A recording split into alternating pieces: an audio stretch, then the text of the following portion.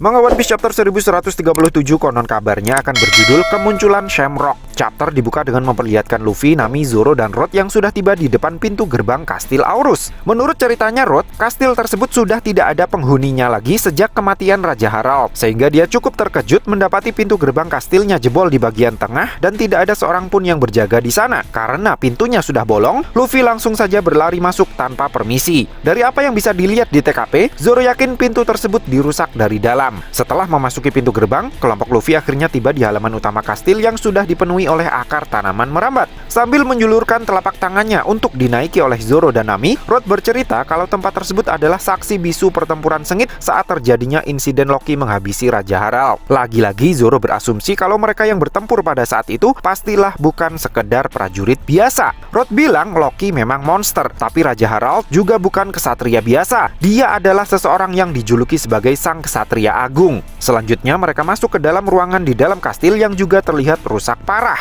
Di sana terdapat banyak sekali tulang belulang para raksasa yang berserakan di lantai. Diperkirakan ada lebih dari 100 kesatria raksasa yang tewas di tangan Loki. Konon hanya Jarul dan Loki saja yang berhasil keluar hidup-hidup dalam insiden tersebut. Nah, setelah memanjat gagang sebuah pedang yang tertancap di lantai, Luffy melompat ke atas sebuah tengkorak yang memiliki tanduk mirip seperti raksasa Ors. Menurut penjelasannya Road, beberapa raksasa masih memiliki darah keturunan dari ras raksasa purba, sehingga mereka masih memiliki tanduk di kepala mereka. Namun saat ini sudah tidak ada lagi yang benar-benar murni dari ras tersebut. Mereka kemudian menemukan sebuah foto yang terpasang di dinding, yang mana orang dalam foto tersebut mukanya terlihat mirip seperti Kaido versi botak. Ternyata itu adalah fotonya Raja Harald. Kata Road, Raja Harald adalah raja yang sangat cinta damai, dan dia adalah Raja Elbaf terbesar yang pernah ada. Raja Harald sebenarnya memiliki 2 tanduk di kepalanya, karena dia masih memiliki darah keturunan dari ras raksasa purba. Namun karena menurutnya, keberadaan tanduk tersebut hanya akan mengingatkan orang-orang dengan zaman-zaman perang, suatu hari Raja Harald memutuskan untuk mencabutnya. Makanya ada bekas luka berbentuk bulat di bagian kiri kanan batok kepalanya. Sambil terus membawa Nami dan Zoro di telapak tangannya menyusuri dalaman kastil, Road bercerita kalau Khairuddin sebenarnya adalah saudara tirinya Loki. Namun karena ibunya berasal dari luar Elbaf, dia dianggap tidak layak menjadi permaisuri raja, sehingga Khairuddin jadi tidak bisa menjadi putra mahkota. Hal itu tidak terlepas dari budaya para raksasa Elbaf terdahulu yang sangat fanatik dengan kemurnian darah raksasa mereka. Makanya Raja Harald kemudian menikah lagi dengan ibunya Loki yang asli Elbaf. Zoro lalu bertanya kepada Road, kalau Khairuddin hanya setengah Elbaf, kenapa dia mau menjadi anak buahnya? Kemudian sebuah flashback memperlihatkan masa kecil Road yang sering dibully oleh anak-anak seusianya karena dia seorang otaku. Sebagai seorang otaku, Road tentu memiliki berbagai macam barang dan pernak-pernik anime yang sangat eye-catching sekali. Bahkan mungkin di antara tumpukan barang koleksinya itu ada gantungan kunci karakter One Piece yang bentuknya lucu-lucu sekali seperti ini, yang kalian juga bisa mendapatkannya dengan harga yang cuma belasan ribu rupiah saja dengan klik link YouTube Shopping di bagian bawah video ini.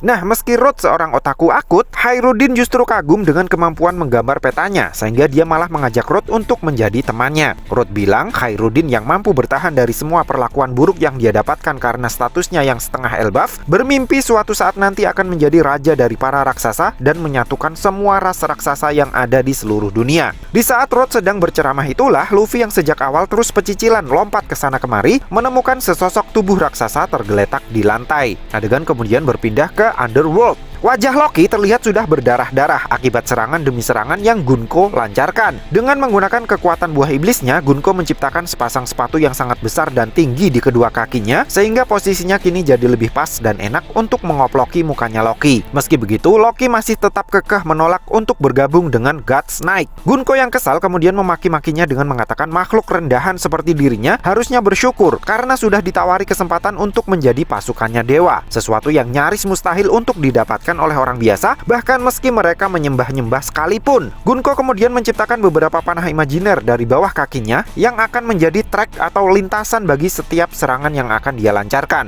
Loki yang sudah tahu cara mainnya terlihat sangat kesal karena sisi wajah kanannya akan ditendang lagi dengan kecepatan tinggi, lalu ketika mukanya berpaling arah, sebuah uppercut mantap akan langsung menyambutnya. Gunko kemudian menjelaskan kemampuan panahnya itu sebagai sebuah masa depan yang pasti. Dengan kata lain, jika panahnya sudah diarahkan ke suatu target, maka serangannya itu tidak mungkin meleset. Namun jika Loki mau berubah pikiran dengan menerima pinangan mereka untuk bergabung dengan God's Knight, serangannya itu masih bisa dibatalkan. Kalau kalian mengikuti anime Kimetsu no Yaiba season pertama, kalian bisa membayangkan kekuatannya Gunko ini mirip-mirip seperti kemampuannya Yahaba, salah satu iblis yang dikalahkan oleh Tanjiro dan Nezuko di rumahnya Tamayo. Nah, karena Loki tetap menolak untuk bergabung, Gunko kemudian berjalan menyusuri panah-panah imajinernya. Lalu sesuai dengan prediksinya Loki tadi, sisi kiri dan kanan wajahnya benar-benar menjadi bulan-bulanannya Gunko. Untuk menyesuaikan dengan ukuran wajahnya Loki yang lebih besar dari tubuhnya, Gunko melapisi bogem mentah dan kakinya dengan panah buatannya sehingga ukurannya bisa pas untuk mengoploki muka seorang raksasa. Di sisi lain, kita bisa melihat para binatang buas nakamanya Loki juga sudah bergelimpangan di tanah dalam posisi berdarah-darah, di mana terlihat ada semacam pasak bumi aneh yang menancap di masing-masing tubuh mereka.